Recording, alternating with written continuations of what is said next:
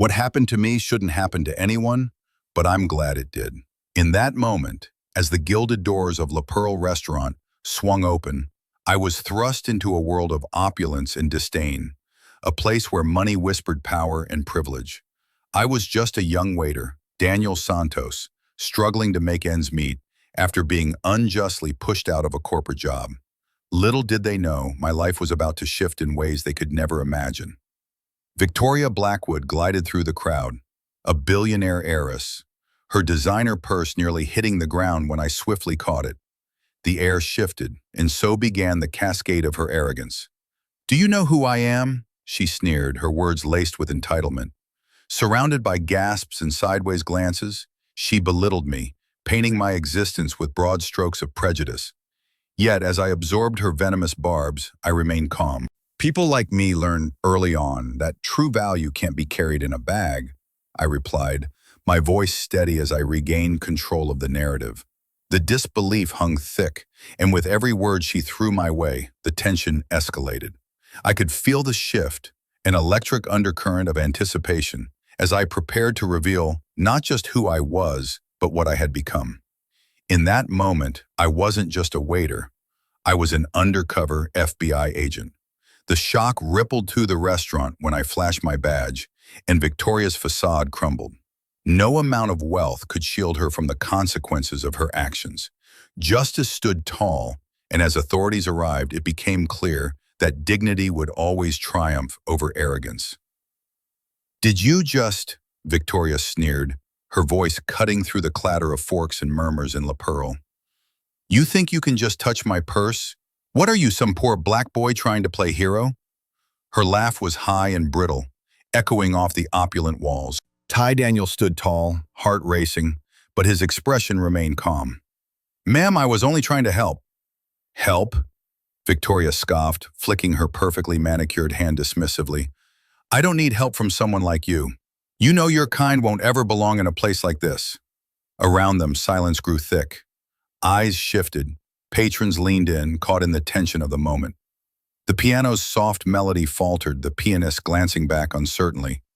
Daniel looked past Victoria at the crowd, feeling their judgment wash over him. "Excuse me?" He inhaled deeply. Voices whispered. "People like me learn early on that true value can't be carried in a bag, Miss Blackwood." The audacity of his words rendered her momentarily speechless.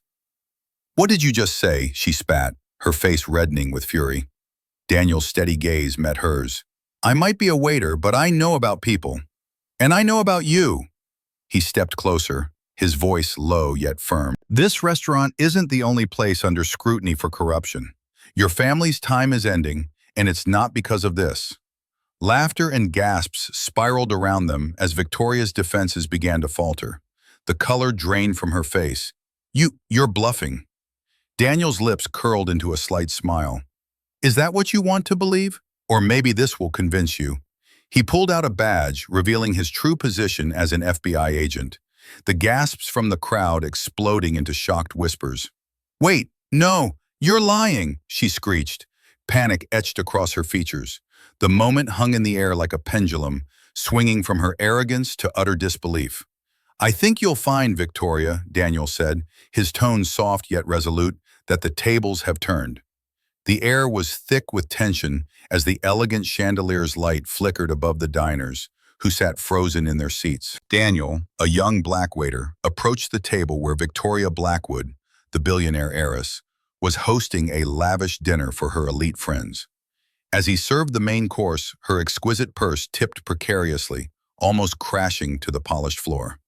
Instinctively, Daniel caught it. "Thanks, but I don't need help from someone like you," Victoria spat, her voice dripping with disdain. Terminated secured through the restaurant. Daniel's heart raced, but he kept his head down, maintaining a composed facade. The gasp of disbelief that rippled across the room pierced through the hum of clinking glasses and low conversations, a wave of shared discomfort washing over the patrons. Victoria's barbed comments continued, the smirk on her face growing wider with every insult aimed at his worth. "You really think you belong here? You should be grateful for this job," she sneered, her racially charged tone echoing in Daniel's ears. "Endured worse before." "I'm just here to serve," he said, voice steady but barely concealing the frustration simmering beneath the surface. Yet another jab struck, and something within him shifted. More than shame, anger ignited. People like me learn early on that true value can't be carried in a bag. His words hung in the air, heavier than the tension. Suddenly, Daniel revealed a hint of his own power. With each word, he reclaimed not just himself, but the narrative in the room. Victoria's laughter faltered, the confidence in her eyes dimmed by Daniel's steel resolve. "You're just a waiter," she retorted, but a tremor of uncertainty trembled in her voice. Her world of privilege felt suddenly precarious. Unbeknownst to her, Daniel was no mere servant.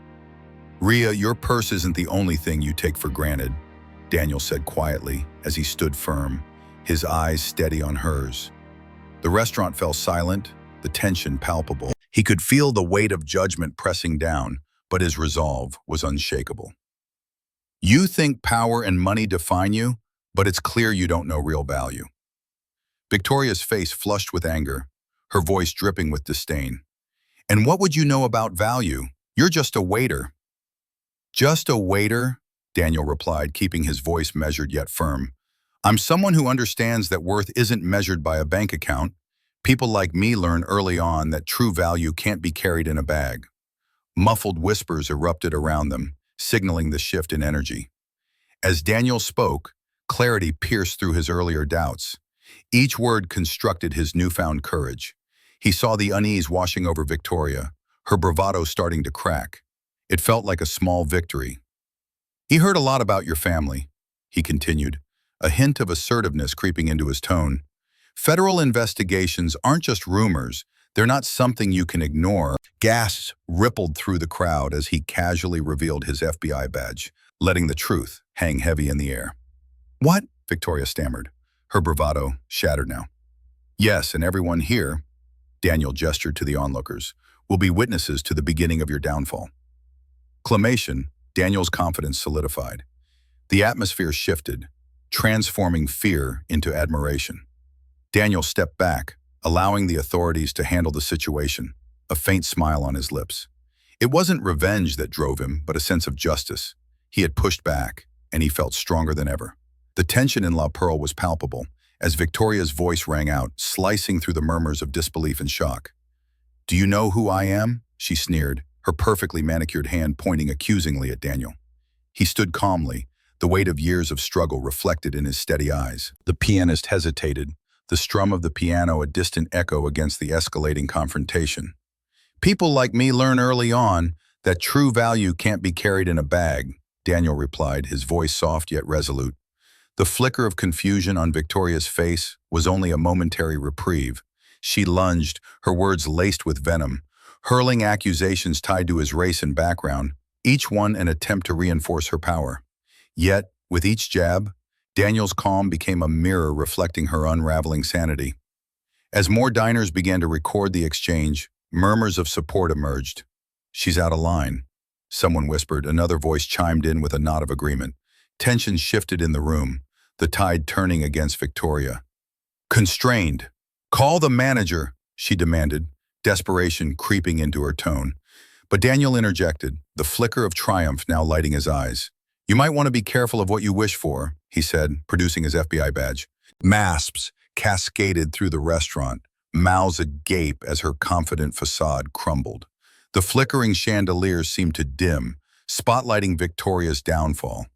Agent Washington, a stoic figure amidst the chaos, arrived just in time. The echo of handcuffs snapping around Victoria's wrists punctuated the collective intake of breath from the crowd. The hush that followed was buoyed by Daniel's quiet satisfaction. Justice was served, not with a flourish, but a resolute stand. As the authorities led her away, Daniel's lips curled into a subtle smile, not of revenge but of dignity reclaimed. Cameras flashed, capturing not just the arrest, but the significant shift of power. His revelation resonating far beyond the restaurant's walls, igniting a movement for change. As I sit here, reflecting on that night in La Pearl, I can still feel the weight of the moment. The tension in the air was palpable, a stark reminder of the power dynamics that can so easily shift. I remember Victoria's sneering words, her entitlement spilling over like the glass of wine she nearly tipped. Yet, as I stood there, calm and resolute, I felt a shift within myself. I didn't just stand there as a waiter. I stood for every individual who has ever been belittled or dismissed. There's a bittersweet strength in knowing that even in the face of cruelty, we can find our voices. My truth, revealed in that pivotal moment, shifted not only the ambiance of the restaurant, but also the trajectory of my life. The laughter and cheers that followed weren't just for the drama, but for the triumph of justice over arrogance. So I ask you, do you think I went too far? What would you have done in my shoes? Have you ever faced someone like Victoria, wielding power thoughtlessly? I invite you to share your stories in the comments, reflecting on the complex dance of right and wrong, and how together we can challenge discrimination and uplift each other.